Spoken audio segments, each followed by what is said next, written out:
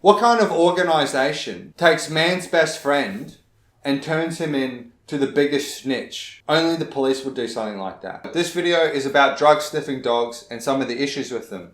Now don't get me wrong, I've got nothing against drug sniffing dogs. After all, me, myself, I am a drug sniffing human. But the issue is that these drug sniffing dogs, when they give a positive indication someone has drugs on them, they only have an accuracy of about 30%, which means 70% of the time they're wrong.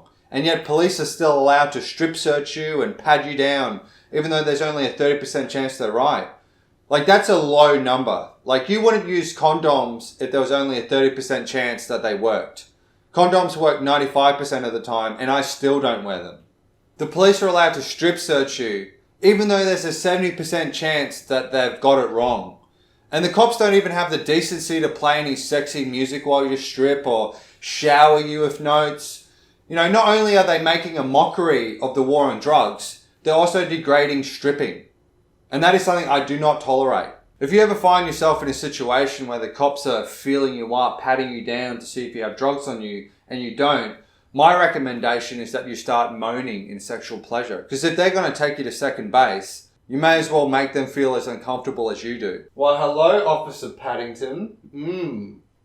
Oh, g'day, I'm David Shoebridge, one of the Greens MPs in the New South Wales Parliament, and here at Nimbin for Mardi Gras, obviously supporting our Sniff-Off campaign against the police drug dogs. We crunch the numbers. I mean, we get the statistics the police don't actually want to tell people, which is one of the key stats is the police drug dogs get it wrong 3/4 of the time. And in some areas of police operations, say on the trains in places like Sydney, the dogs are getting it wrong 80% of the time. And any other part of government operations where they're getting it wrong 80% of the time and doing this sort of ritual humiliation of people, we would end that program. So if these drug sniffer dogs only have a 30% accuracy rate, what's really going on? Are the cops just using the dogs as to have a legitimate excuse for just sort of going after people that look dodgy to the cop? You know Ouija boards, how you and your friends hold on to the thing and you move it around and you act like, oh, it's the spirits, but really it's just you and your mates moving it around? Maybe that's how drug sniffer dogs work, and it's just like a Ouija board for the cops to racially profile people. Just, oh, come on, boy, look, going over there, there's a black guy with dreadlocks. Are you sure, boy? Are you sure there? Come on, Wolfie, there's a guy with a rat's tail over here. Come on, boy. Sniffer dogs don't even bust any drug dealers, because the only place they deploy sniffer dogs is at music festivals, bars, and public transport. Like, I don't know what kind of major drug dealer is so thrifty that he's catching the train. Like, I've listened to gangster rap music, and I don't remember hearing about any drive-by shootings on the bus. Yeah, we got 'em, boys. Remember to take off. It's important.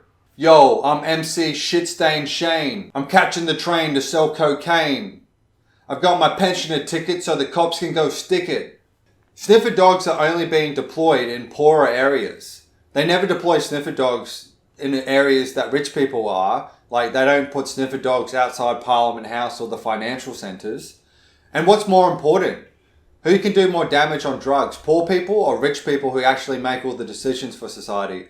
Like, as if George Bush's war in Iraq wasn't part of a cocaine binge. Quick, we're going to invade Iraq. I'm going to be a hero, everyone. I'm going to bring democracy to Iraq. Quick, give the president his hero dust. Well, the worst thing poor people like me are going to do while they're high is invade the pantry. So how do we get the sniffer dogs off the street? Well, we do know that no one cares about the civil liberties of stoners. And stoners aren't a very organised group to fight. But you know what groups are organised? Animal rights groups. They even got greyhound racing banned recently. So that's the angle we go for. We say that the sniffer dogs are animal cruelty.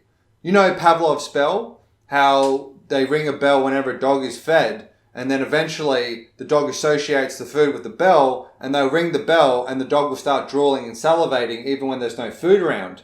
You could argue what the cops are doing, because they're going after poor people and black people, that the dogs are being rewarded for doing that. So eventually the dogs will start salivating whenever they see a person with a rat's tail, And you could argue that the cops are making racist, bigoted dogs, and that's animal cruelty.